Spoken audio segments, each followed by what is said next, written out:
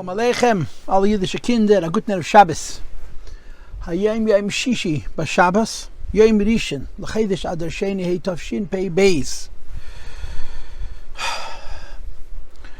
The Rebbe speaks, of course, 30 years ago today, 30 years ago this year, that when you have two others, you have Shishim Yomim of Simcha, and Simcha is Mevatel Dinim, Batel B'Shishim, as the Rebbe spoke then. Unfortunately, right now there is a Melchama in the world. Umeis Mizgaram Zu Bezu. I just recently heard on the WhatsApp, they sent it around, the Rebbe's frequently cited reference. Lama Rakshu Goyim Uleumim Yehegurik. Yishasu Malche Eretz Vreznim Nesachel Shech Nachtas Meise Sema V'Nashlicha. That's a garnished. Yesha V'Shmaim Yitzchak Adeshem Yilag Lomoy. That as it relates to Yidden, Yesha V'Shmaim Yitzchak, it's there's two things. Number one, Yidden are in Sakana. And number two, I think that Rebbe taught us that what happens in the world is negate to us, because the Sava Kodesh Baruch Elias Leis Baruch did it betachtenim doesn't mean Flatbush, Bar Park, and Williamsburg, and Yerushalayim and Kfar Chabad. It means Tachten Shein Tachten Lamata Mimenu and Cheshech Kofel Chupel.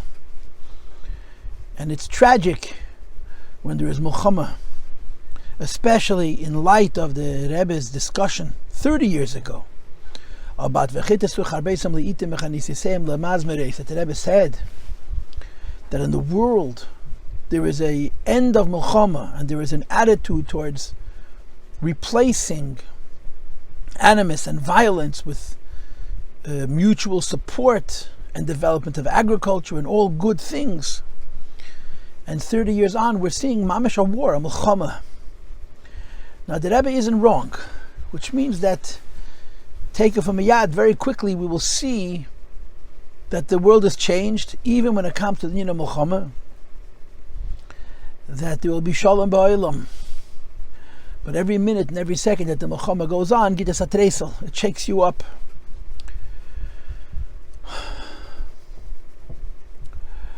So darf man beten dem Eibishten, als ersten Titel hitten Yidden b'chomokem sheheim, heim b'neim b'bneiseyem b'chol asher lahem, their property as well.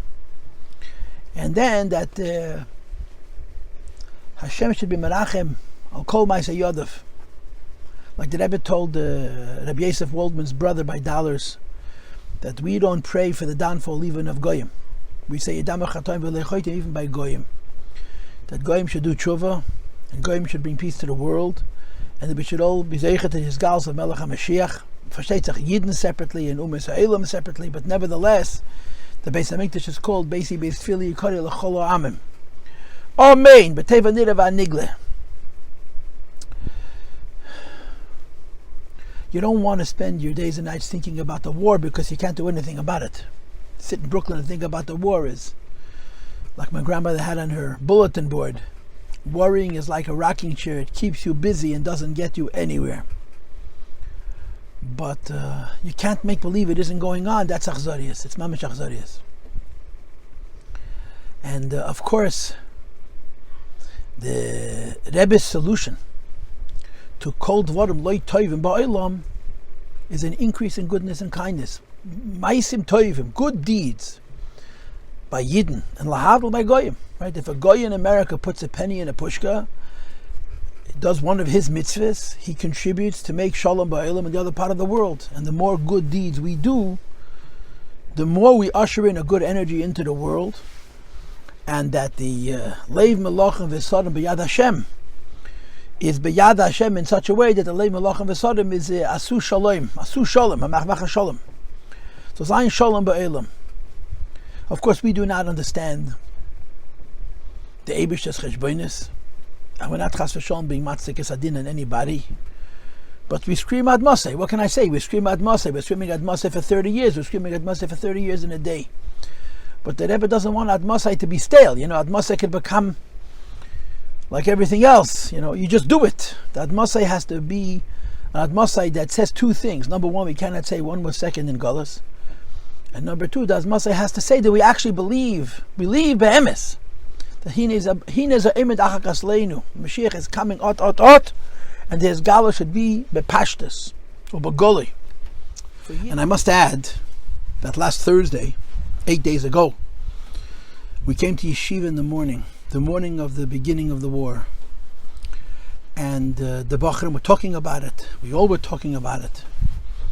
And one of the Mashpiyim came into the yeshiva, and the Bachrim asked him, "Nu, what's going to be?" So he said, without a hesitation, miracles are going to be. And he qualified it by saying, "I don't know how, but there's going to be nisim and niflois." And he said, "I want you to know, in my lifetime," and he's in his 30s, he's not in his 50s, over and over again I'm told that the world is about to come to an end, and you have to move away from here, and you have to move away from there, and this is a sakana, and this is a sakana, and then it all turns around l'teva v'levracha. And I'm already used to the fact that we're living in the times of close to Mashiach, and as a result, good always prevails. Nisim v'neflois always happen. And he adds that each time it happens, 2 seconds later, all the people who were screaming doomsday, instead of acknowledging that there was a nesupela, they say they made a mistake. And he said, "I know history. And if you study history, you know that something could go wrong, it will. And we're watching exactly the opposite, that there are so many events that have occurred." And he gave 3 or 4 examples in his own lifetime, where he was told by people who follow the news and are very attentive to what's happening that it's going to be terrible, a disaster. And it turned out to be a ness. He says, historically, if something could go wrong, it could go wrong. Now we're living in times of miracles. In other words, the Rebbe spoke 30 years ago, Parshas Zachor Ma'amar, Tafshin Nun Aleph, that there's 2 kinds of miracles connected to Mashiach. The first is kind arena neflois. Neflois arena, pardon me. Neflois arena means Hashem does a nes, and if somebody doesn't show it to him, you don't see it. Arena neflois is a nes which Hashem himself points with his finger and everybody is able to see it. So Tafshin Nun Aleph, the Rebbe showed us nisim v'neflois. Since that time, unfortunately, we're not hearing Koilei HaKodesh because of our Udnin de lo Shamin.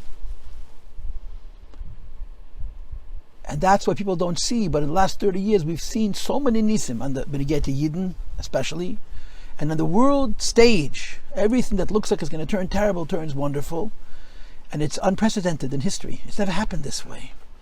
So he says very simply, "I don't know how, but I know there'll be nisim v'neflois." And this was very, very heartening to me, very encouraging to me, very uplifting to me. Very that's how a chassid responds. So the Rebbe to help him that we should see these nisim and neflois. There should be teiv. I heard from Rabbi Krinsky, gesund and stark, that when the Sfarim Pasha finished completely, which was Tishrei Tafshin Nun, I don't know, some people say Davis, he said Tishrei, he went into the Rebbe and he told the Rebbe, it's finished, it's over, all the appeals and all the appeals on the appeals and all the possibility, it's all done. And the Rebbe's response was Bezeh HaLoshen, Oy ba'azoi kemen gein sagen Chassidus. Soll sein Shalom in der ganze Welt, soll sein Shalom in Eretz Yisrael. Ad kan l'shen HaKadosh. Those are the words I heard from Rabbi Krinsky, Yudel as we call him. And I'm assuming that it's Lashon HaRav. When he informed them that the whole klitik of the Sfarim was over, with all of its Giri and Giri the Giri, Koyach and the Koyach of that Helam Behester. The Rebbe said, if that's the case, we can go say Chassidus, because the Kitrug was against the Yin of Chassidus, Rebbe. And then he said there should be peace in the whole world, there should be peace in Eretz Yisrael. And I've mused over why the Rebbe said first peace in the whole world, then peace in Eretz Yisrael. But Tziyazei, soll der Rebbe sagen Chassidus, soll Mashiach Tzedkenu sagen Chassidus, Begolui, Bepashtus, and it should be Shalom in the whole world, and Shalom by Yidden. Amen. B'teven Niravan Nigla. Kedarkenu, on Friday we learn a Ma'amar, and we're a little bit ahead. We're actually 1 week ahead. This is the Ma'amar Parshas Vayikra, and we're holding Parshas Pekudei, Erev Shabbos Kedesh, Parshas Pekudei, Parshas Chazak. Today's Rosh Chodesh. This Ma'amar is Parshas Zachor, that in Tafshin Lamed Vov was Yud Aleph Adar. This Shabbos, tomorrow, we're not going to read one of the Dal Parshas. We had Vayakel last week. We had Shkolim last week. We're skipping this week. We're going to have Zachor next week. And the week after, we're also going to skip. We have 2 skips in the Arba Parshas. And then the next 2 weeks after that is going to be Parshas Torah. And Parshas Chodesh is going to be Rosh Chodesh Nisan. So we're learning a Ma'amar of Zachor. We're 1 week ahead. Nishkaferlach, learning a Ma'amar of Zachor from Tafshin Lamed Vav 1976, which is our regular scheduled limud according to the system that we set up years and years ago in Beis Medrash Nashim Abbaneh 770. And I would want to mention also that the Shurim are always l'schus for the four Shleimer for Ariela Bas Mazel Tov. Ladichas Yom Yishanim Tevis. So this year is also in her schus. The Ma'amar begins Zachor. Okay, so it's just a Ma'amar from Parshas Zachor, right? Parshas Zachor, you have to remember Amalaik. How do I say this? There's a inyan from Sheish Zechidus, right? I saw in the Encyclopedia Talmudis that some people have Eses Zechidus. We have Sheish Zechidus, 6 psukim that says the word Zachor or Tisked that you have to remember. And the custom is that you remember them every single day. Sheish Zechidus, every day you have to mention Yetzias Mitzrayim and Ma'amad Har Sinai and Mechias Amalaik and Shabbos and Chet HaEgel, right? And Miriam. But like all the Sheish Zechidus, each one of the Sheish Zechidus, we remember them every day. But then there is Bavor Zel Lo Yamarti Ela B'Shah Shesh Matzo Moder B'Nochem Lefanecha. We mention them every day, but that there's one day a year where we don't just mention it, but where we experience it. Yeah. So Yetzias Mitzrayim, the time for that is Pesach. Matan Teira, Aki Shama Lachosh Menavshach Meit Ben Tishkach Sadvarim Asher Oinecha is Shavuos. Shabbos is obviously on Shabbos. Chet HaEgel Lechedes Shivas B'Tamas. I'm assuming. Miriam, maybe it's Tisha B'Av, because Tisha B'Av is an event which has to do with Lashon Hara, and Miriam's Aveda was an event of Lashon Hara, but I don't know. But what about Amalek? When do we have a date where the entire date is dedicated to Mochi Timcha Mochi Emcha Zecher Amalek? And of course the answer is Purim. Purim is an avodah ad Allah Yoda, because that's how you defeat Amalek. Amalek is chutzpah b'li tageh. He's evil without any pretense, without any show, without any act. And to defeat such an evil, you have to have a koyach, which is called Adaloy Yada higher than Seichel. Or in the Lashon Pasuk, Anshe Moshe, only the people of Moshe Rabbeinu that their basis is bittul can defeat Amalek without being swallowed up by the Asher Korcha of Amalek. And the day of the year, which is Zechias Amalek, Zechiras and Mechias Amalek, is Purim. So the custom is, since it's a mitzvah Seder Raisa, to read Parshas Zachor once a year, so we do it the Shabbos before Purim. We adjoin the mitzvah to the mitzvah. Purim is the date which is dedicated singularly, just like Pesach is the date which is dedicated singularly to remembering Yetzias Mitzrayim, to experiencing Yetzias Mitzrayim, with Matzah and Mored and Sipur Yetzias Mitzrayim and Darbo Abonim and all the rest. Purim is the date for Mechias Amalek, right? The Lashon is gut abgemerkt, like the story with the Alter Rebbe's Chassid of Zalman Zezmir, who was Naskar of Chassidus because he saw the Moshe V'Lenkir's sinna for Amalek. I think it was the Moshe V'Lenkir's hatred for Amalek. For Eitzah, for Haman. So the Shabbos, before we read, is Zachor. Like I said, this is not, the Ma'amar begins Zachor, but it's really Vayavo Amalaik Ma'amar. You have to remember Amalek, and you have to remember what Amalek did, and you have to erase Amalek, and you have to remember to erase Amalek. But why? Vayavo, so in the pasuk says Shekarcha Baderech, but the Rebbe brings the pasuk. The Ma'amar is really Vayavo Amalaik. What's unusual about this Ma'amar is that the Rebbe proposes the possibility that Limud HaTorah could be Amalek. That Limud HaTorah, the story of Torah, could be Amalek because it's cold. And he speaks to the sakona of the coldness of Limud HaTorah, and he offers 2 different solutions, 2 different ways of reversing the Asher Korcha and Limud HaTorah that Amalek could bring. That's really what this Ma'amar is about. And as I'm talking to you, I'm remembering a story which I saw many times on the Gem videos, and I saw it also in the magazine in Kfar Chabad. There's a yeshiva today, a yeshiva in Eretz Yisrael. Now he's a zoken, I'm assuming. He met the Rebbe with a 24-year-old Bacher in the 50s, which meant he was born in the early 30s. So if he's alive now, he's close to 90. So he learned in Lakewood. He was a Litvish Bacher, he was a Talmud of Rabbanan. And upon him again, a Talmud Mulach. He was 24 years old, but the Torah Hatzemke klept. He was doing well. And there was, of course, there's no secret that between Lakewood and Lubavitch was not such a good relation. He heard a lot about the Rebbe's goyness, and he wanted to meet the Rebbe. So without telling his Rashi Yeshiva, without permissions from Rashi Yeshiva, he came to Brooklyn. He went to the Yechidus. The Rebbe spent time with him. And he says in the interviews that when he came back to Lakewood, he disclosed that he had been by the Rebbe. And he left. He said, I was left with 3 impressions. Yad'an gadol, oived elikim, v'onav. His takeaway from meeting the Rebbe was that he knows everything. He knows the Gewalt, incredible Bekiyas.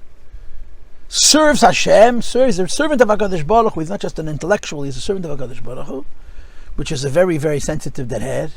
And obviously that whole Chassidus is Avodas Hashem. And humble. That was his takeaway. And he and the Rebbe talked. He told the Rebbe that he tried to learn Chassidus, he didn't understand, so he gave up, and the Rebbe argued against it, against him.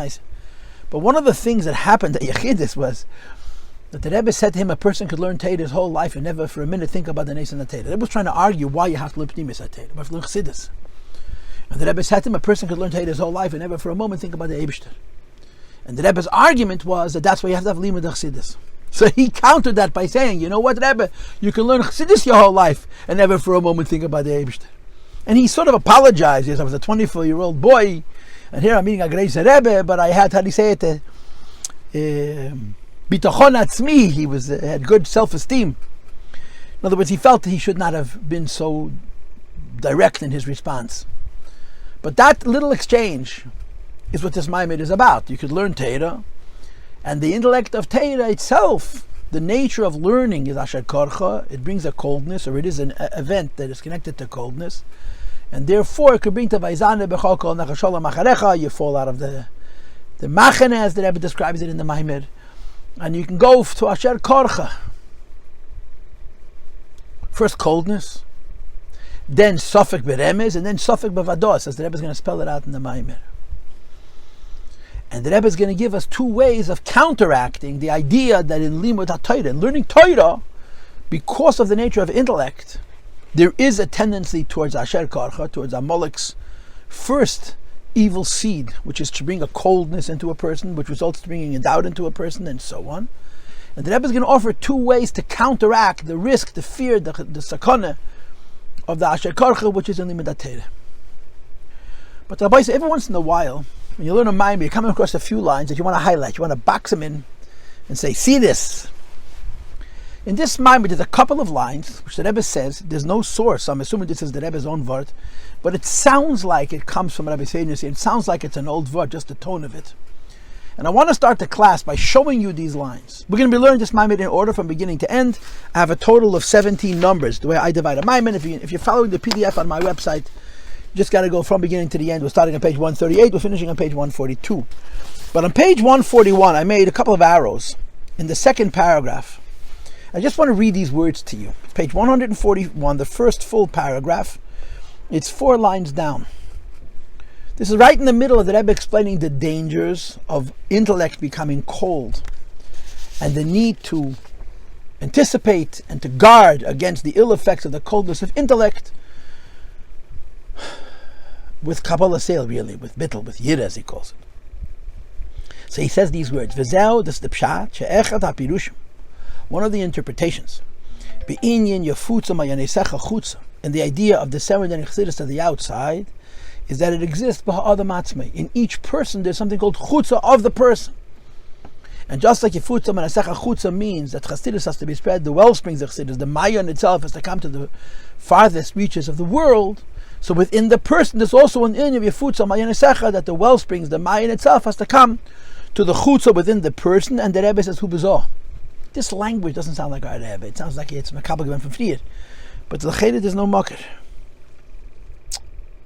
Says the Rebbe, why? Ki zah nikir chutza seichel. Because zah, which is the midas, is outside the seichel.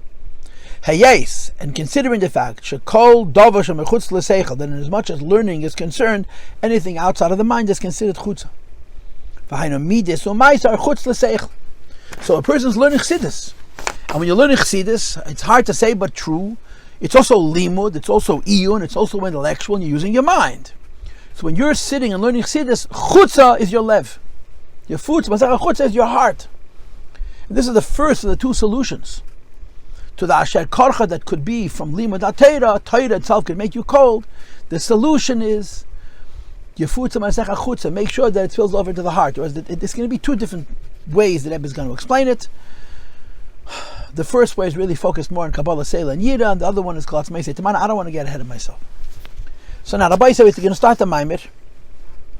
I would argue that it's not a hard ma'amar, but it's an important ma'amar, because it speaks to an idea that the Rebbe talks about all the time, right? All the time. To quote the great thinkers of Lubavitch, Torah is not intellectual, and Yiddishkeit is not a religion. Torah and Yiddishkeit are a way of life. Torah includes what's above the seichel, emunah, what's below the seichel, midas and maaseh, and seichel, all in one conglomerate, all in one unit, all in one configuration. And when there becomes a split within Torah, that's an inyan of Amalaik. So that's why the Ma'amar on Tafshin Tes from the Frierdiker Rebbe, and here is Mitzayin that is based on Tafresh Tzadik, Vayavo Amalaik. The Rafu Yudeim, it's a classic idea. There's a lot of Ma'amarim from the Rebbe, Tafshin Membeis, we learned already. And this idea, this theme comes up over and over again. The proof of the integrity of Torah is not in the understanding, but in the doing. And in the doing, you're not just giving integrity to the action of Yiddishkeit, you're giving integrity to Torah, because Torah is not intellectual. It's a way of life. And the proof that it's Torah, not Chochmah, is that it goes from higher the mind, through the mind, into what's beneath the mind, which is action. And that's this ma'amar. So the Rebbe begins with the pasuk, Zachor Ma'amar, remember what Amalek did to you. But the moment in the road when you left Egypt, and of course all of these points are going to be discussed Hashem in this ma'amar as we learn. He met you on the road. He cut off all of the fringes, all of those who are on a low level. And it finishes late tishkach, never forget. And of course there's so much chassidus about the difference between not forgetting and remembering. Not forgetting is a lower level than remembering, because not forgetting means it's the kind of thing that I could forget and I'm making myself remember. Remember means something which is in my hard drive. It's impossible for me to forget. What to say it in other words, Mechias Amalek is supposed to be in a level of Zachor, and if it can't be in a level of Zachor, at least it should be in a madrega of Loi Tishkach. And the Rebbe says, the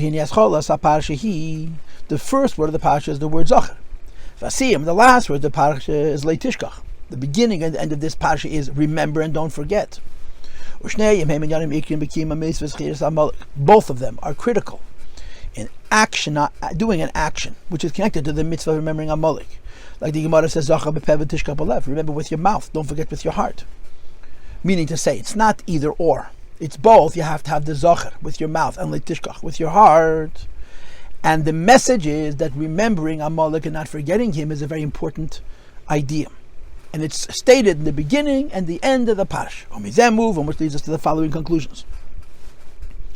The details in the middle between the word Zachor and the word Loi Tishkach, which is the idea that have to be Zachor and Loi Tishkach. Every detail of the Amalek story has to be remembered and not forgotten, because they're in Yonim Ikrim Ba Mitzvah. And then the Rebbe continues and says, V'hinei ma shekosav Zachor. Parshas Zachor is in Parshas Kiteitzei. It's in Dvarim. It's in Deuteronomy. And in Pshutim Shel Dvarim Bepashtas, this was said in the 40th year. Yidden about to go into Eretz Yisrael, and Moshe Rabbeinu was doing what we call Mishnah Torah. He's repeating the entirety of the Torah.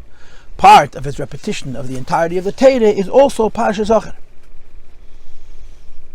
So on the most simple level, what is the Zachor speaking to? V'hinei ma shekosav Zachor.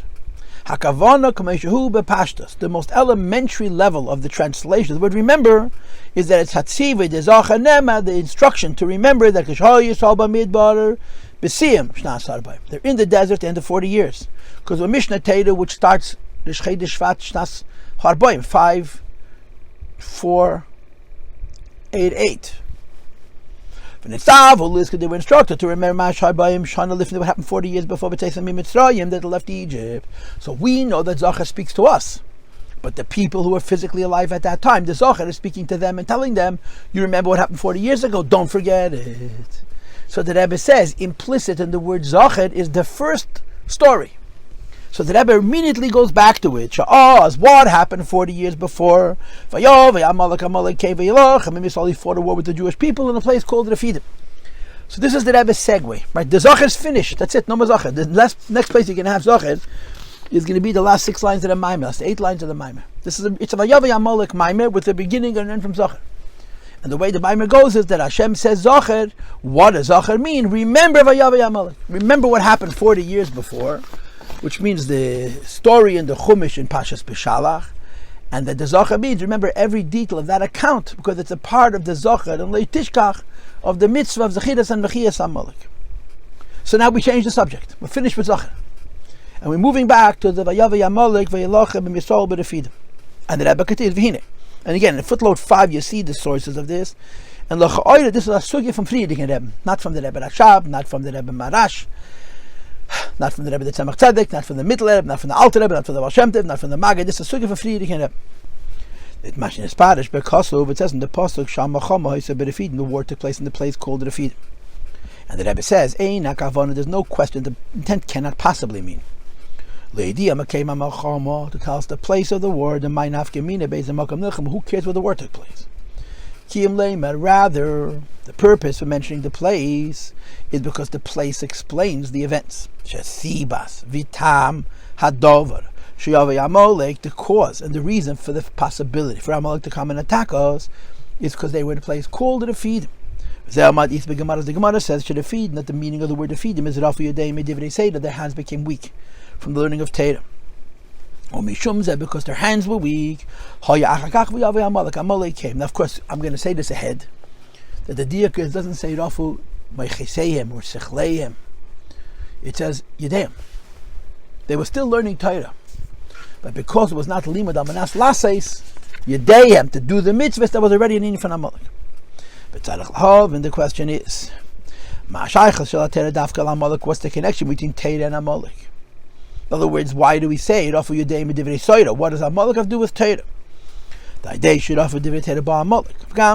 In addition to the question of what's the connection between Amalek and Torah, the second question is Mahu Hadi Yok should offer Yedeim Dafka, that their hands became weak when it came to matters of Torah. And the Rebbe explains the question. This is all classic, which you have in so many places.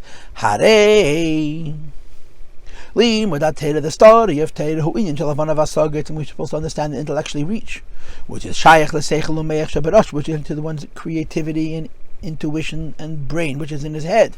So Leila Yadayim, the hands are a whole separate thing. To be sure, the whole notion of understanding. It's Shemach, you have to invest yourself in the learning, and you don't want distractions. And even your own hands would be a distraction. One has to forewarn the bilbul, the confusion, for the remaining limbs. Of all the limbs, the one which could be most disruptive to the clarity of the use of the mind is the hands, that can manipulate things and can focus someplace else. So not only are the hands not a part of Limud Torah, arguably to succeed at Limud Torah you have to put your hands down, that your hands go limp, like you have in the pasuk.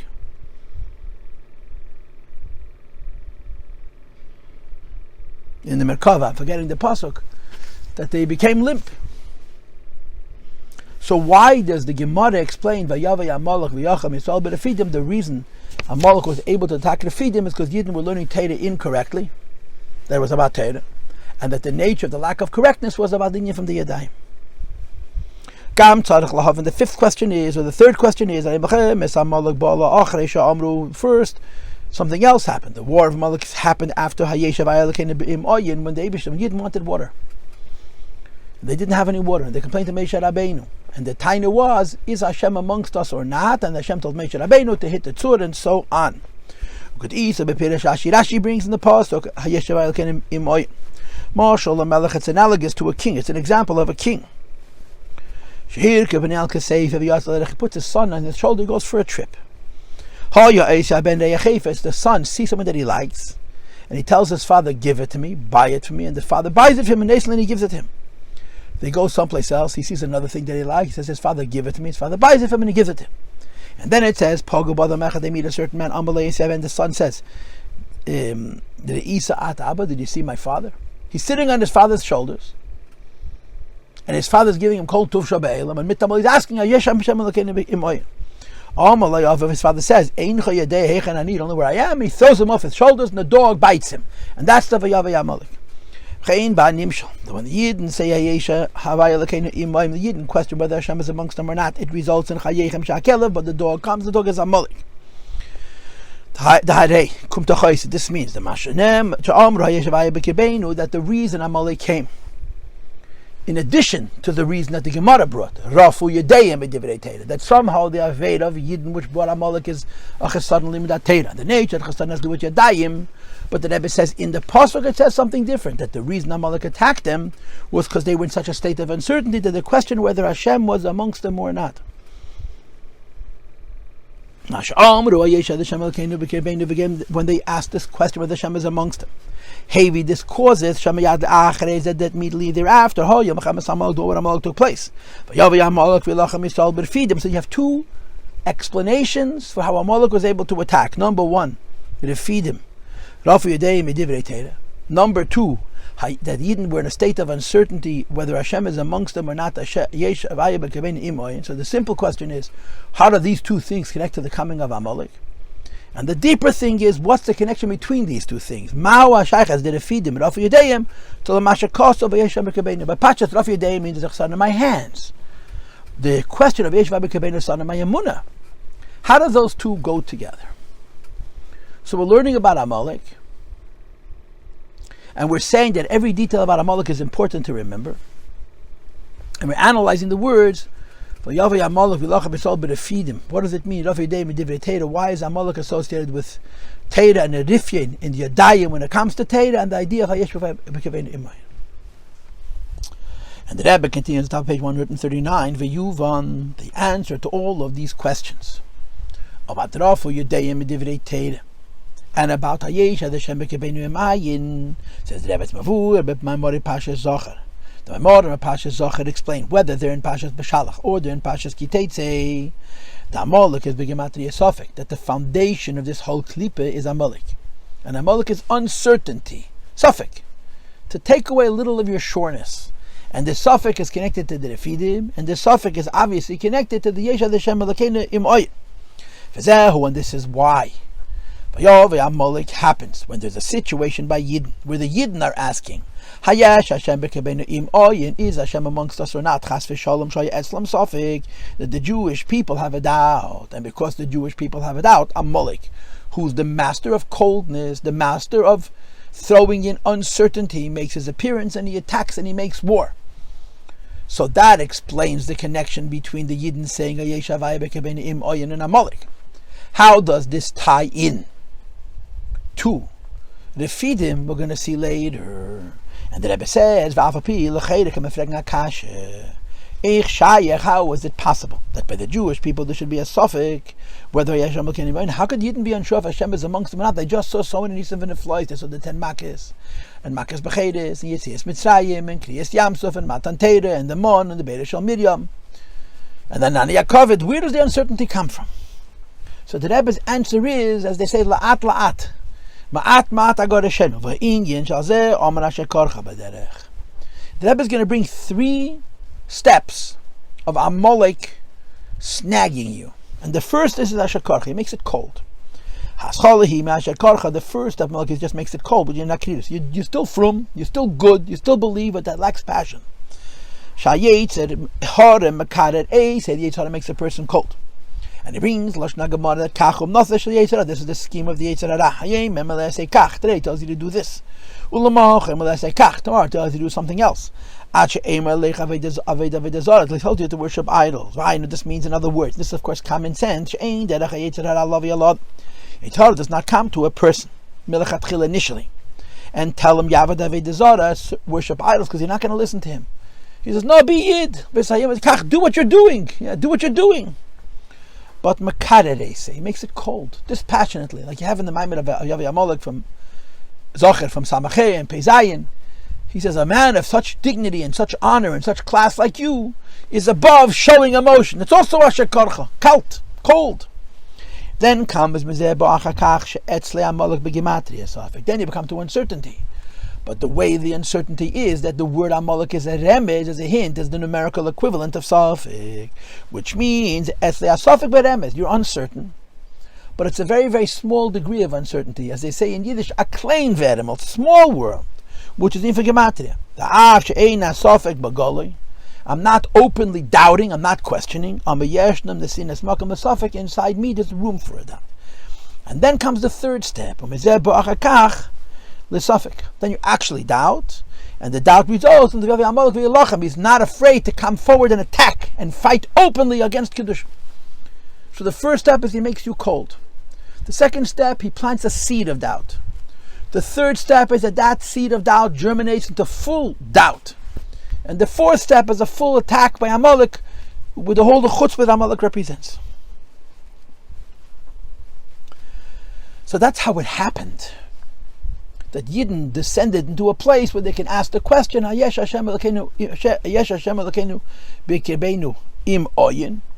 It begins first with a coldness, and then with a doubt beremes, and then with a doubt bagoloy, and then with an attack from Amalek. Right? And the Rebbe continues and he says, and where does this happen? Number 5, page 139. Where can Amalek bring this coldness in? When you're on the road. When you're in Eretz Nesheves, it's much harder for Amalek to attack, to create doubt. But when you're on the road, when you're going through changes, like it says in the Hagdama to the Shari Yechid V'Amunah, Sheva Yibut Tzadik B'Kam, that when you're going from one level to the next, that's where there's the possibility of falling. So over here, when you're on the road, it's possible for Amalek to put in doubt. It's the road leaving Egypt going towards Eretz Yisrael. It's explained in Kabbalah and Chassidus. The 49 days in the Exodus. And receiving the Torahs, we bring clarity and purification each day. To Shar Echad, one gate, from the 49 gates of spiritual impurity. In other words, Mitzrayim is Le'umazeh, Mitzrayim is Klipa, and Mitzrayim is Tumah, and each day you cleanse yourself a little more of the Tumah. Based on the Cheshbenis, either after 49 days or after 50 days. Like the Pasuk says, Torah is given. So you're on a road, and you're in a good road, going in a good direction, but you're not there yet, you're traveling. And when you're on this road, Amalek comes along, and he brings doubt, he brings a coldness, which then results in Safek Beremes, and then results in Safek Begol, and then it results in Vayavo Amalaik, a physical attack. And he adds noch a kvetch,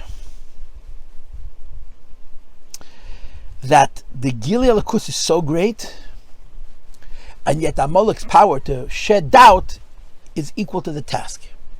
And think about this as the Rebbe. They saw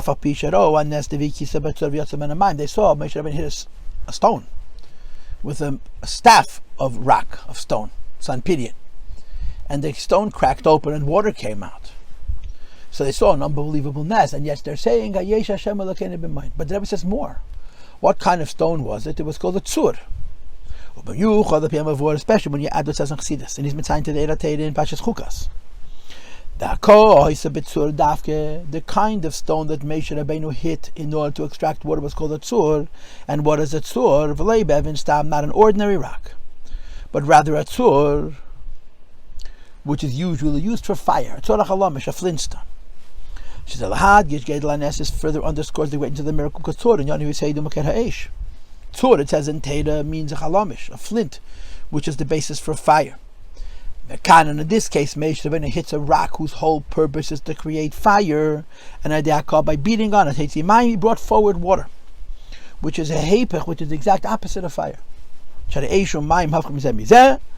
And this means not just from a stone he brought forward water in a way of gili, but from a stone which is connected to the element of fire, he brought water. It's an unbelievable ness. And nevertheless, because they're shayach in akridus, nevertheless there's a possibility for coldness. So on the one hand you have gvaldik anisim, and on the other hand you have a question of Hayesh Hashem Elokeinu b'kirbeinu im oyin. And as you'll see later on, and the question becomes, how could this be? So the Rebbe says, you see incredible nisim and flies. Water comes out of a stone that's made for fire. And yet there's room for a doubt, because it all starts with coldness. Then it goes to a suffix beremes, then it goes to suffix mamish, and so forth. But the first step is the asher korcha. And now the Rebbe says the uncomfortable words. I'm by number 6 now. It's near the bottom of 139. In spite of all of these miracles, there's a possibility for coldness. And then the Rebbe says the words that are the foundation of this maimer. Coldness is not a contradiction to learning Torah. And what you want to say is coldness, and the threat and the evil that could come along with it is not a contradiction to Torah. Because Torah is Avana Vasaga, the purpose of Torah is to understand. Binyan Avana Vasaga, the whole process of understanding and reaching, is Kedusha Dafke, is cold. The like Kinyan Amides is not as opposed to the human emotion, which is hispoilus, which is emotionally reactive and passionate, as opposed to Avana Vasaga, Bes Yashvas Dafke, understanding intellectually reaching, is cold. Which is part of the reason Torah is compared to water, because Mayim is cold. You say the Mayim Kabalas says in footnote 18 is to the Rambam. When a person is learning Torah and is truly understanding, it's Bekridus, it's cold. And since coldness is possible by Yidden, semicolon, and since coldness is possible by Yidden in their limud haTorah, this is the asher korcha, which then leads to the suffix begematria and then suffix begoli until Vayavo Amalaik, and you have a real question. Says the Rebbe Shayech sheyihi etzlei kridus b'teira, there could be coldness, or if I may use this word, it's possible that there should be Amalek in one's Torah, and Amalek brings so much uncertainty until Vayizane b'chol kol nachashal macharecha v'geim, but he attacks and eliminates those who are following after you. And the Rebbe is going to say later, those who are outside the machane, because they're outside the madrega of moichin.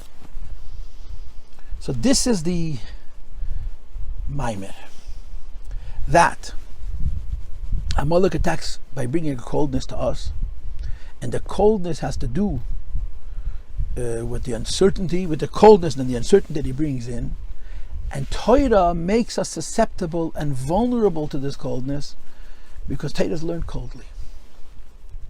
So we understand why Amalek comes after Yidden say Hayesh Havaya b'Krebeinu im moin. Yidden question whether Hashem is amongst them, and the Rebbe asks, how is it possible? And the answer is, first there's coldness, and then there's doubt, and then there's more doubt, and then there is an attack. But it has to do with Torah, because Torah is vulnerable to the klipa of Amalek because of the nature of ideas and intellect and learning and learners that is done kalterheit, cold. Now the Rebbe is going to explain this later, but I want to say this now. I probably should jump around, but I didn't prepare to, so I won't. That's the pshat rafu yudei medivrei Torah. Torah you can learn with your mind. And when you learn Torah coldly, it's possible that it should stay only in the mind and not come down into your hands, into your action. And that's the connection. Amalek is asher korcha, and he creates a question. Hayesh Hashem Elokeinu b'Krebeinu im oy. And it results in the feedim that you're doing Torah, you're learning Torah, but it's not bringing it to your dime, you're doing mitzvahs, and this is where Amalek attacks. So essentially we explained the psukim, and explained the nature of Amalek, and how Amalek could attack us. Coldness, uncertainty, more uncertainty, and chutzpah, and a direct attack.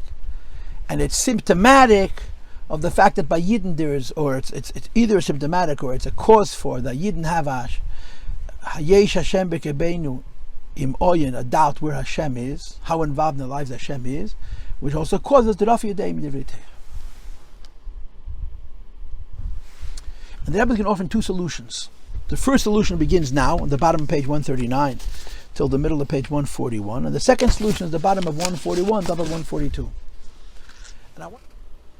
Okay, we continue on the bottom of 139, and I'm going to consider this the first solution, right? If the problem is asher korcha, and the asher korcha results in rafu yudei medivrei Torah, and that the asher korcha brings to suffix, and then to a bigger suffix, and to Hayesh Hashem b'Krebeinu im oyin, that you chas v'shalom should doubt the Eibish's balabatoshkeit over the world. So you need a solution. The first solution is going to be Kabalas Ol and Fear. Let's read. And the Rebbe begins his conversation to address the question, the difficulty, the issue that Torah itself is particularly susceptible and vulnerable to the Asher Korcha. Because Torah is supposed to be learned with your mind, which is meant to be cold. Says the Rebbe Klolis, the life of a person is broken up into two, learning and action. In the words of the Rambam, or in other girses, it's hadas v'hamaisa. Shem Kalim, which includes Kolos Nyon Ha'adam, all of a person is a composite of using his mind and translating what his mind tells him into deed. And these two ideas that are written in the Rambam in his language as Das and Maise, or Chochma and Maise, is called in the Gemara Talmud and Maise. The famous Labachayas between Rabbi Akiva and Abtarfin, they both hold you have to have both.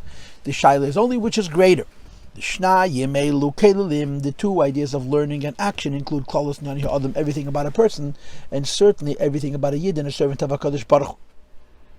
Ella, it is only the Bazeh Gufa, and this itself hapluk, that there is the division Talmud Gadol or Maisa Gadol, whether action is primary, whether Talmud, whether learning Torah is greater or action is greater. Or says, if you want to break it down further, Adam is Chalak B'Ramach Evidim V'Shas because the body consists of Ramach Evidim. The human being was given as many mitzvahs as he has limbs and organs and veins and sinews and tendons. Now the Rebbe says the Pnimiyas Adavar, not that we were given as many mitzvahs as we have limbs, but we were given as many limbs as there are mitzvahs. Like the Alter Rebbe says in the beginning of Pei Gimel, Nishtal Mehem Sheil Hepech. Because in the Torah, which is the source of the creation, there's 248 positive mitzvahs and 365 negative ones. That's why when it comes down into an Adam, Yesh Etzlei, the human being possesses 248 limbs and 365 nerves, veins, tendons. When you generalize more, Nechlakal Gimel is divided into two, which is Reish, Guf, and Regel, a head, a torso, and a pelvis and feet, which is Havana Vasaga, understanding, that's Reish. Midas, human emotions, that's Guf, that's the torso. Umais and Did, that's the pelvis and the feet. However, B'Klal Yais, it's only two things, Havana Vasaga, Umais. It's intellect and it's action. Because emotions are already connected to action. If you look in Tanya, chapter 16, Perek Tazayin, and in Tanya Perek Lamed Gimel, you get the impression that the brain is considered not a part of the person. But the heart is considered a part of the person, except that it's a klal for the person. In other words, our behavioral lives are connected to our heart, but not connected to our mind. Our mind is a separate phenomena that's busy with ideas in theory. And therefore it's legitimate to divide the person either up into three, mind, heart, action, or into two, mind and heart action together. And the issue of Asher Korcha is when the mind is separate from the action. The solution to the fear of Asher Korcha, that a person should learn Torah, the Torah should be with a coldness, which is then is going to bring to Suffolk, and then it's going to bring to Amalek, and then it's going to bring to Yeshavaya B'Keveni Im Oyin. The solution is to understand that in Torah itself you have Talmud and Maise. The Reistakel by Raiso Bara Al Hashem looked into the Torah to create the world. And therefore, that in the Torah you have both of these things. You have the Seichel Shabbat, the intellect of Torah, which is Chochmaschem Ubinaschem, and you have the action. Within the Torah you have Chochma, and within the Torah you have Asiyah. The Chochma and Asiyah within Torah are the basis of Chochma and Asiyah in life. That's also Pshat in the Gemara we mentioned before. Gadol Talmud Shemei said that Talmud is greater because it brings to action. Haresha B'Torah Gufa. When you're learning Torah, there's yesh now limud shabbat. There is idea of learning which is entirely theoretical, and yesh tamasha de limud bal de ma'isa, how the learning brings to deed. And when you say gadol talmud shemei de ma'isa, you mean the second idea in learning, where the learning is connected to action as opposed to the first idea. V'gadlos b'Torah hi de ma'isa, after the greatness in Torah is through deed.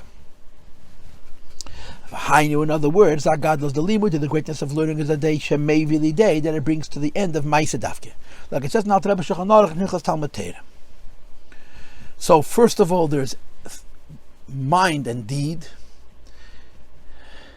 which I guess you could say is Torah and mitzvahs, and then in Torah itself you have the mind within Torah and how the mind of Torah brings to deed. And he concludes, that's why the Fnei Matan Teda is Hakdamas Naisa L'Nishma. Because in Teda itself, you have Nasa and Nishma, and then it plays out in life in Nasa and Nishma. Yashne ha-Nasa Shuvin Kiyama Mitzvahs Maisias, there's the idea of action, which is doing mitzvahs. But Yashne ha-Nishma, Shuvan Avasag Nishma is learning Teda. But Zagufa, and as far as this is concerned, you have to have Hakdamas Naisa L'Nishma. Action has to become first before you learn. So the Rebbe says this means Chalimud b'Kabalas Ol. Of course, you can't do something without knowing what to do. But you could, so you have to learn first. But you could learn in a way where you're already aware that it's going to bring to action, and that you're learning in a way of Kabalas Ol. And when you're learning a way of Kabalas Ol, so the learning has before it, in theory, the action that's going to come after it. The Naaseh, in other words, you commit that the way you're going to learn is to bring to deed even before you actually learn, and then the learning brings to action. Let me say that again, okay? You can't do a mitzvah without first learning Torah. But you can commit to do the mitzvah before you learn the Torah of that mitzvah. And that's Nasav and Ishma. The commitment, the Kabalas Ol, before you learn that whatever the learner is going to teach you, you're going to learn and do. And now the Rebbe finishes. Before we got the Torah the first time, before we learned, there was the commitment to the action that the learning is going to bring to. Says the Rebbe, it's true as well now. The learning requires a Kabalas Ol, which means you put aside your will in your own mind. When you learn Torah and you're being intellectual, you have to be very careful that you don't enter in what you want the Torah to hold. And that's the Kabalas Ol and Limud Torah. That before you learn, you commit to whatever the Torah wants you to do, you'll do.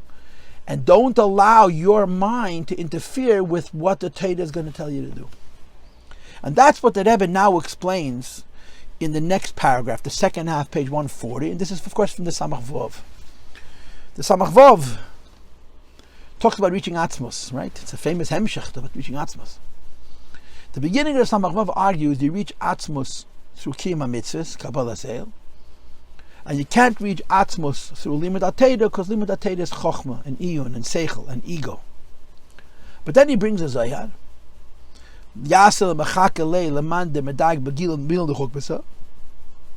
He argues that a person through Limud Torah can reach Atzmos. And he goes into a very, very long conversation about levels in Yigiyah. The harder a person works, the more he's apt to come to the truth. And there's different levels of Yigiyah, the whole discussion. The final level of Yigiyah is when a person toils in learning Torah out of fear. And this, of course, is very counterintuitive because using the mind is a pleasurable endeavor. In fact, Libe Chafetz is a requisite. If I want to learn and succeed, I have to enjoy what I'm doing. And the Rebbe proposes that in this learning Torah, which I may be enjoying on the one hand, there is a fear. When is this? When I'm learning Torah to paskin halacha. When I'm learning Torah to understand it, so there's different levels, and you can reach a yasha, you can reach a chayze, you should reach helam of seichel, you can reach helam ha'atzmi of seichel. But when you're learning Torah with yira, so you're doing something which is meant to give you pleasure, and instead of feeling pleasure, you're feeling fear because of the responsibility that it carries. And then the learning Torah is saturated with a sense of awe and responsibility and yirah. And this is going to be the Rebbe's first solution to the issue of Asher Korcha. A person learns. Learning is meant to be an intellectual exercise. As every intellectual exercise is a cold and this personal exercise. And as a consequence, because there's a lack of emotion in the learning, there's a fear that the learning should have an ill effect. That it should make me cold and make me doubt and so on. And the solution is when the learning never goes away from halacha, and the learning never goes away from the fear that the learning, in order to paskin, brings. And I think about this often, that it seems to me like one of the basic teachings of the Rebbe is there's never allowed to be any learning which is not actionable. The whole principle of Torah, Milashon Hira, the Torah is a lesson, is saying that there's nothing you will ever study that remains only theoretical. It always has to be actionable. So the idea of learning Torah just to know stuff doesn't give you this yira. You only have this yira when the learning brings to do a deed. And I would argue that the Rebbe is saying that there's never allowed to be any kind of learning that doesn't bring to a hira l'maisa. If it's not a halacha, at least it's a hira and avodas Hashem. But okay, putting that observation that I just made aside, and I should really fabring about this. I have a raya to this, but now is not the time. The Rebbe is saying the solution to the fact that learning Torah's coldness can result in the Asher Korcha and the Amalaik and the Baderech and the Hayesh Havaya Lekenu B'Kirbeinu Im Oyin. The solution is the learning should have Yira and Bittel. The test. Yes, it's like Damas Naisel and Nishma, that when I'm learning Torah, there's a Yira and there's a Kabalas Ol first. It's Gashalima too, when the way I learn is Lasukish Maitas Ali, but the Hilcha said that everything I learn I have to translate into an action which is going to make people act. And as the word halacha is explained in Chassidus, move from one level to the other. The Oz that then and only then, Kishabesik Ali, but Hilchas, when a person passes halacha which is halachically actionable and practically. It proves Shalim which the way he learns is Kedusha as it's supposed to be. The aid, moreover, that Samach Vov, it says in Samach Vov, the Kishabol lives like halacha l'maisa when a person comes to paskin halacha l'maisa. So first of all, that's the correct way to learn Torah, that it should be actionable. But second of all, in that learning, there's mitad hayira shabei, this fear in that learning. That since Yedeya, the person knows, Shalpi limudei, according to what he's going to learn. Yifseg din, a determination is going to be made in halacha. Valpi psak din, then based on the determination yasumais, there's going to be an action. Lachen yodei shalif zakamitos is afraid to paskening incorrectly. Hinimitzad yidezu, this fear alone makes ikeches chazakam yesed, brings forth incredible strength from within him. Shaneis and nafshei b'yesed balim, where he implies himself more in his learning. Achametzi halacha lamitos halacha should come out correctly. And as a result of this, the truth of Torah emerges, that the Eibishter wants it, not because of how well you understood it, because there's a fear element in that learning. This is the pshat, when I'm learning Torah. And before I learn, there's a Kabalas Ol and a Naseh. In our days in Naseh, Naslanu was Torah, the Torah that we learn is Torah, right? Torah means Hashem's Torah. Says the Rebbe, no, that's what Torah means. It's not Hashem's Torah, it's the person's Torah. Shenekras al Shmoy, that it carries their own person's name, which is Dafka Dei Kabalas Ol, right? It says in the Pasuk, but Torah Hashem Chevtei. On the lower level, you learn Hashem's Torah. On the higher level, Torah say it's your own Torah. It becomes yours. Nikras al Shmoy. The transition from Torah Hashem to Torah say is when you're Mechadish in Torah. You innovate in Torah, and you mechadish Kedusha Mamitim in Torah, and the innovations that you make in Torah are true. When are the innovations that you make in Torah true? When there's Yira, Kabalas Ol, and then the Torah that you bring forward is emes, and it's yours. Which explains the halacha. She'ein lamedim halacha, not allowed to learn din limitech limit from learning. You can only learn a practical thing from one who's studying the Torah on a level of halacha. The question is asked: what difference does it make how I learn? If I'm learning and I understand something correctly, why can I not paskin unless I learn specifically with the kavanah for the sake of the halacha? The purpose learn Torah to understand. What difference does it make from where I took the learning? Why is it now? Why is it necessary that I learn Torah?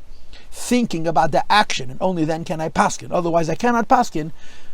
I arguably learned and understood correctly. And the answer is it has to do with the emotion and the attitude and the learning itself. The answer is when a person knows that he's learning, and based on his learning an action is going to be done, so it's tachas the highest level of learning, you apply yourself more, you work harder, you exert yourself deeper. Moreover, first of all, when you learn knowing that something is going to come out actionable from it, you learn better.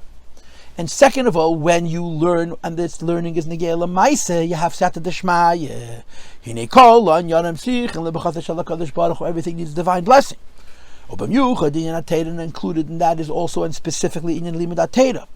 As the Gemara says, so a person's learning requires tefillah. That the Shem ime, that when he learns, Hashem should be with him. And as the Gemara says, Allah is like him. Ubemele, there's two reasons why.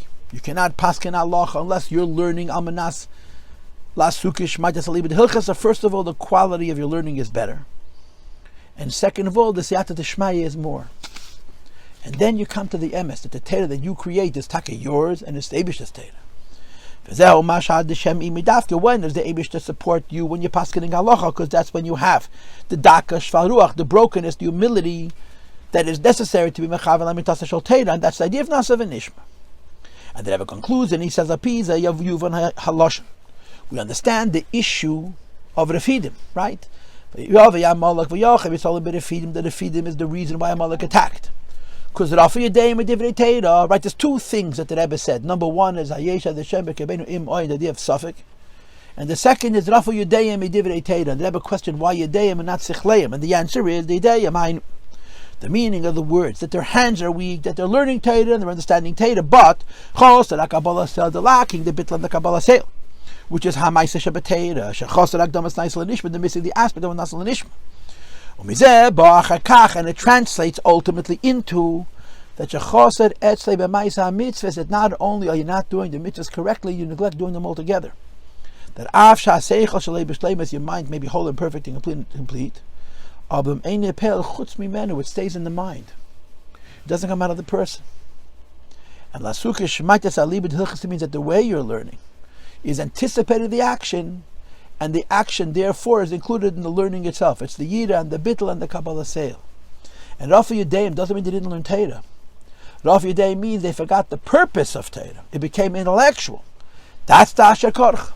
And the answer to Asher Korcha is Kabalas Ol and Bittel before you learn, to know that the point of learning is action, and then though learning is cold, it brings to action.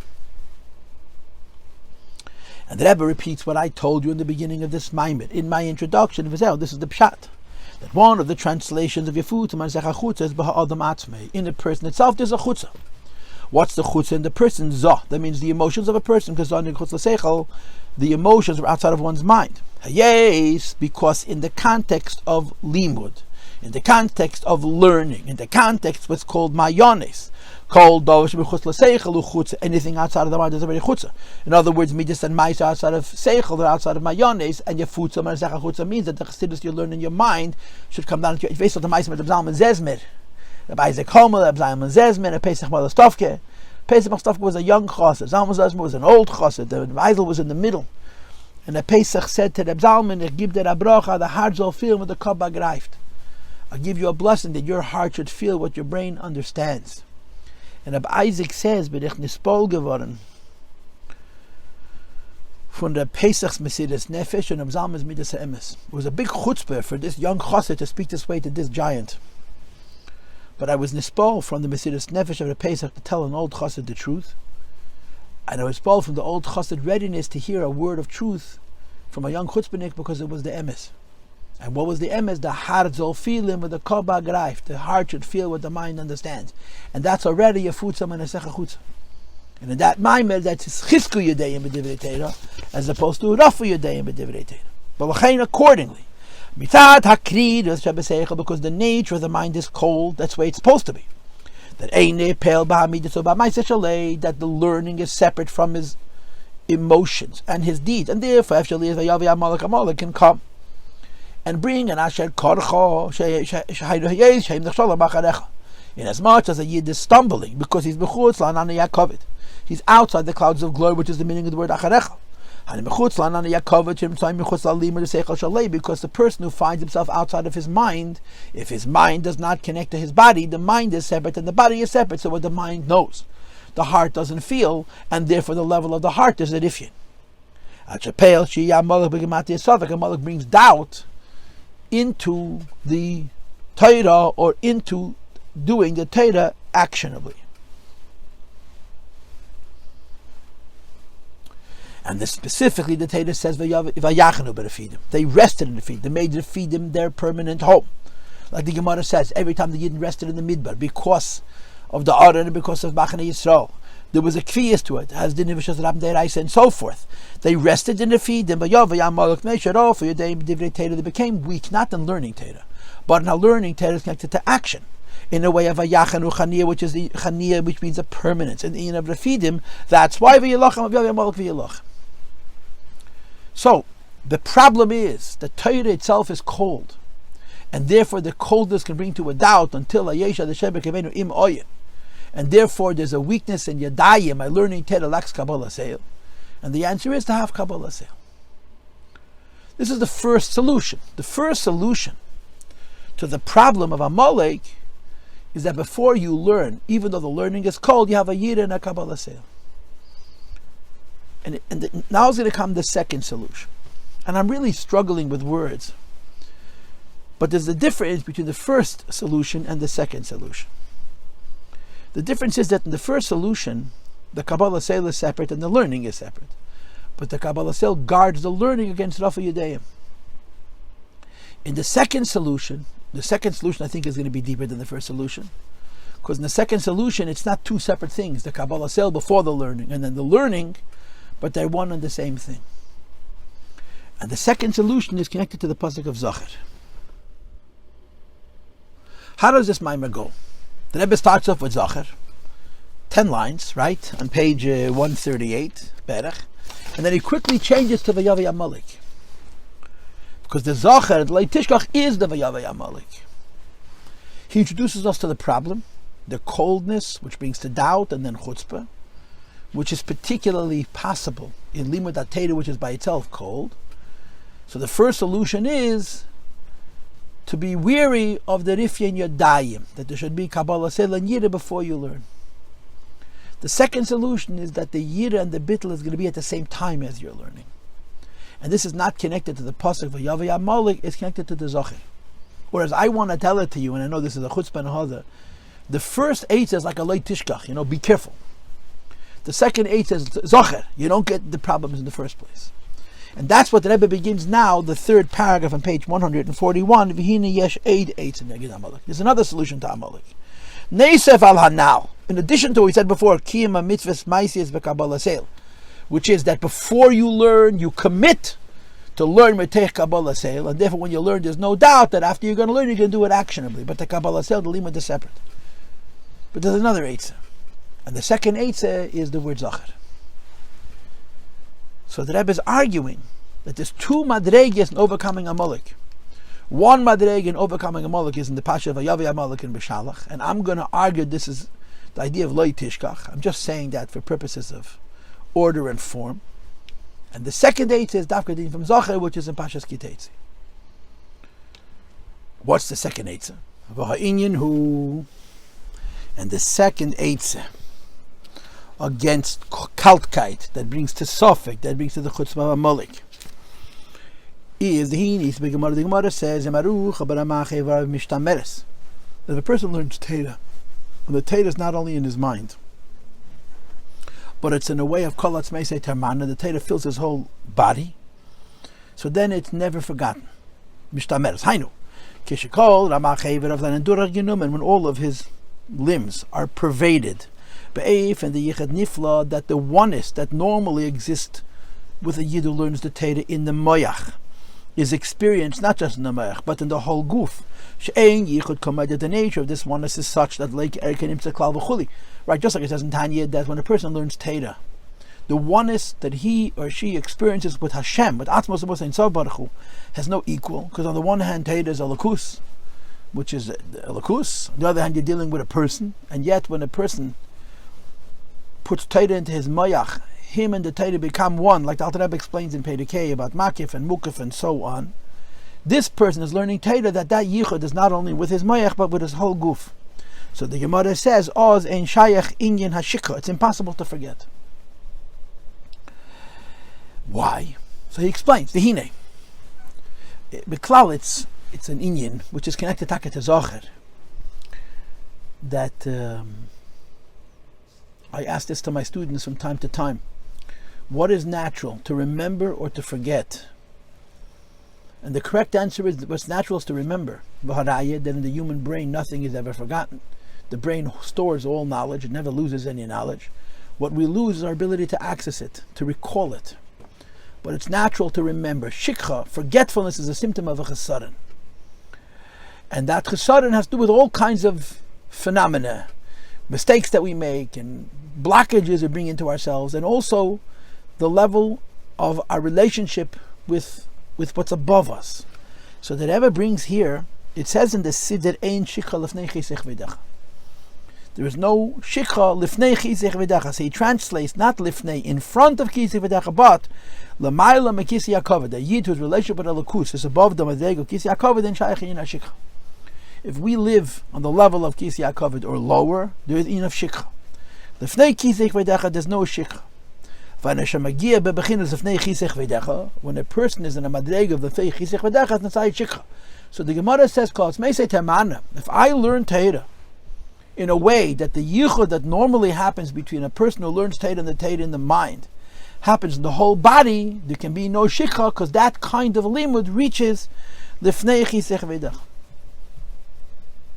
In other words, when the quality of the limud, the eichos of the limud is such that kolatz may say Taamarna, so then automatically you understand that this is a madrega of lifnei chisech v'decha, and there's no shikha. And the Rebbe continues and he says, how can a person reach a madrega where anything in his life, and certainly his limud Torah is such that ein shikha, because he's lifnei chisech v'decha? Says the Rebbe, the answer is kishalim, because the way he learns is Samach Vov, to invest himself in his limud completely. It becomes absolutely one with the Torah, not just in his mind, but in every aspect of his being. There's not even left over one point, which is not filled with his limud. In other words, his learning is in all of his limbs, in such a way that there's nothing which is outside of his Torah, and there's nothing outside of his yichud nifla. So the Rebbe concludes, automatically one has been protected, one is guarding against Amalek. But a person learns a madrega may say Taamarna. So then Amalek can possibly touch this person. As I said to you before in my introduction, the difference between the first eitzah of dealing with Amalek, which is Kabalas Ol and Fear, and the second eitzah of dealing with Kabalas Ol, second eitzah of dealing with Suffolk and Kedusha and Suffolk and Amalek, is Zachor. And the second eitzah is higher than the first eitzah. It's like I said before, because in the first eitzah you're doing something before the learning to protect the learning. In the second eitzah you're not doing something before the learning, but the learning itself is done with a quality that doesn't allow for a shikha. Says the Rebbe says like this. V'hainu, this means, turn to page 142 now. The af sheseichel ukridus, learning intellect is cold, while midos is chamimis and emotions is passion. Ve'im hofchim zeh mizeh, you cannot simultaneously be passionate and focused intellectually. Because it says the Rebbe, there's an exception to this. That when a person learns, he learns with passion and with life. Even though the rule is that mind and heart are opposites, and either you're using your mind or you're using your heart. When a person is learning Torah, the two come together. There's passion also when learning. And the way I understand what the Rebbe is saying is this. It's making an interesting argument. That when Eibishter made the world, there were certain separations, like the coldness of the mind and the passions of the heart. But says the Rebbe, those separations are in Klipa, in the world. In Kedusha, in Torah, the separations don't exist. And therefore you can simultaneously have the clarity of the cold mind and the passion of the impassioned heart. And it brings you a raya.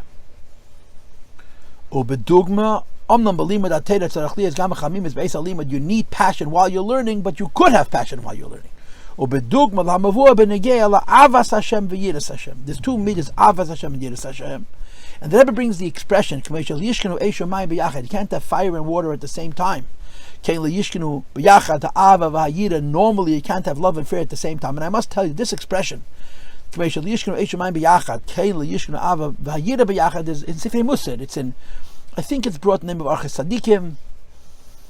Maybe in some places it's brought in the Kabalas Ol, but it's talking about the ahava to taiva and yira to Hashem. You can't have, just like you can't have fire and water together, you can't have an ahava to the Eibishter and an ahava to Klipa. So the Rebbe, I think, is paraphrasing that nusach. Again, I saw it in some places in the name of the Archet Tzadikim, and I'm almost certain that I saw it in some places in the name of the Chavos Alavavos, both from the Sifrei Musa, from the Rishonim, Gedolei Rishonim, that you can't have two avos, two opposite things at the same time. The Rebbe says, just like you can't have two opposite avos at the same time, you can't have ava and yira that relate to one thing at the same time. Ava to the Eibishter and yira from separation from the Eibishter are two different midas, and you shouldn't be able to have them at the same time. So let's talk about inyan chitzoni, right? If I love a certain taiva and I'm afraid that I'm going to lose that taiva, emotionally I'm either going to experience the ahava or I'm going to experience the yira. I can't experience both of them at the same time.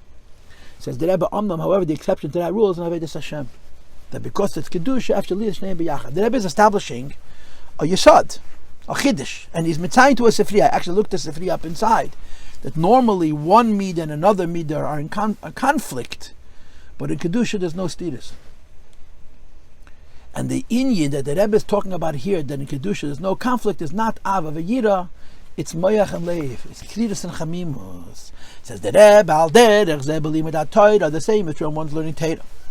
That a person can simultaneously have the coldness necessary for the deliberate and focused learning and passion. Like the Pasuk says, Mimine Eish Das Lam, the Torah is Miyamin, which is Chesed and Mayim, and Eish, which is fire and Gvura. And in the Torah you have both. Shagam beTorah Gufa Yeshna Beis on Yonim Eishu Mayim and Torah. So if you have fire and water and Teva, Eish is Cham Yavish, fire is hot and dry, and Teva Mayim is Karalach, is cold and moist. Like the Rambam says when you get to the Yeshedis.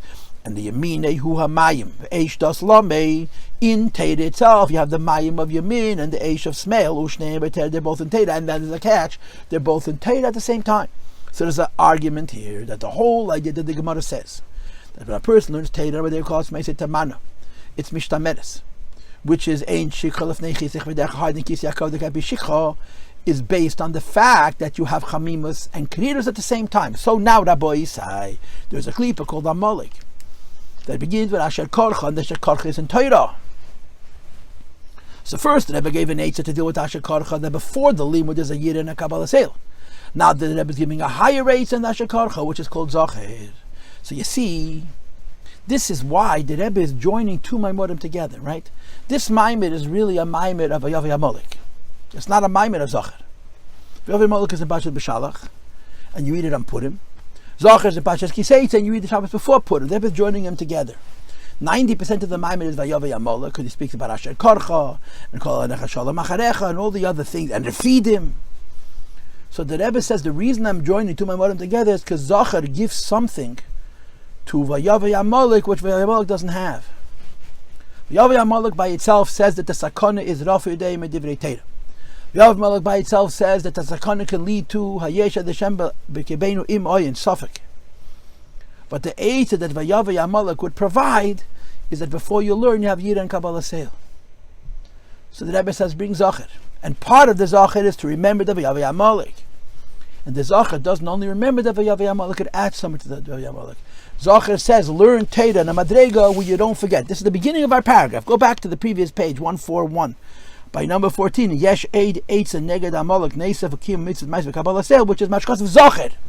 Zachor doesn't mean remember Amalek. Zachor means learn Torah in such a way that Amalek can't get near you. And that's the second Eitza. So it seems to me that there's two steps in this Maimir. Solutions for the coldness of Amalek and the kridus of Amalek and the chutzpah of Amalek. The first is where before the kridus and Torah there is something which protects it, and the second is that in the kridus of Torah itself there's chamimus. And he concludes, what came by mitzvahs, that Rafi Yudeihem in mitzvahs, and Yudeihem Loshen Rab Mesur Mirav Asei Tev, and the Rebbe says Shum and Asei Tev is also Yamin and Smel. Asei Tev is Biyamin Kol Mitzvah Biyamin, and Asei Tev is Besmail, because stopping yourself and doing an Aveda is Besmail. So if when I'm doing a mitzvah Sasei I have Ahava, and when I'm doing a mitzvah Sasei I have Yira, I'm vulnerable to Amalek. But if I have Chizuk Yodayim, both together at the same time, that in my Soimerad there's the Koyach of Asei Tev, which means in my Shmir of Mitzvah Leisasa I have Ahava, and in my Asei Tev I have the Chizuk of Soimerad. That means in my Zihirus Mitzvah Leisasa I have, in my Kiyah Mitzvah Say I have Yira. So then I'm protected from Amalek. Because at the same time that in my kiyum of mitzvah say I have yira, in my kiyum of mitzvah leisasa I have ahava. So the Rebbe says, I'm skipping the parenthesis, Eine Nesin Mokam La Amalek. Amalek has no space. And now if in your dime. So there's another diok here. Rafu Yudayim Edivrei Teda means you're learning Teda, but the Teda is not Limud Amalas Lases. And Rafu Yudayim Edivrei Teda means I'm learning Teda. And my learning Teda affects my kiyum mitzvahs. But the two hands are separate. Even I'm doing mitzvahs, but I'm doing the mitzvahs in such a way that one yad is Asay Tev and one yad is Sur Merah, and they're separated. That gives room for Amalek. But if the two Yadayim become one, then there's no room for Amalek. And that's what the Rebbe says. V'chein ha'kinirus ha'machmimus. In Limud ha'Torah, it's that the Torah's coldness is inspired by warmth. And in Kiyum ha'mitzvahs, that in the Sur Merah you have Asay Tev. In the Asay Tev you have Sur Merah. So even though there's Yadayim, Loshen Rabim, they're Bechata Machta. And he concludes, V'zeu Zachor. Zachor ha'shas l'cha Amalek, you have to remember. So that Amalek cannot touch you. But Parshas, it means you have to remember Amalek. But Pnimis, you have to remember Elokus and Kedusha and Torah and mitzvahs in such a way that there's no room for Amalek. And the Inyan said, behold, that we need the koyach not only to defeat Amalek and to remember erasing Amalek, but to protect ourselves from Amalek.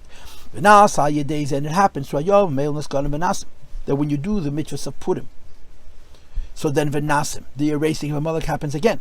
Like the Pidesh, Jesus says, when you do the Anhogis of Purim, which are connected to Mechias Amalek correctly. So Nasim V'nim Shacham Kala and Yon, we erase Amalek. And first we erase Amalek. And then we're Zechet Temochi Emcha Zechet Amalek. David erases Amalek in such a way that Amalek is never coming back. Which brings to the idea that it says in the end of the Pasha. That every generation fights with Amalek, but it says in Targum Einison, he brings it from the Mechilta, I'm sorry. It says in the Mechilta, Shekoyal Doradik is the Mashiach, Midei Deri means the generation of Mashiach, because then there's going to be a Mechal Amalek Pshuta. The Mashiach said, Kain B'kar of Mamish, or as the Rebbe says in our years, take it Miyad Mamish, that Amalek is removed completely. So the Maimid is a straight up Maimid, as they would say. The Maimid explains the Klipa of Amalek, Kridus, Suffolk, Chutzpah, although the Chutzpah part he doesn't say Beferish. And the answer to Amalek is to be careful against the Rifyin Yadayim. The answer to Amalek is to be careful against the Hayesh Hashem b'Kebenu im Ayin. And there's two solutions. One is something that you do before the Kridus of Torah to protect the Torah, and the other is done at the same time. Okay, Guten Shabbos, and Mr. Hashem next week we'll learn the Ma'amar of Purim from Tafshin Lamed.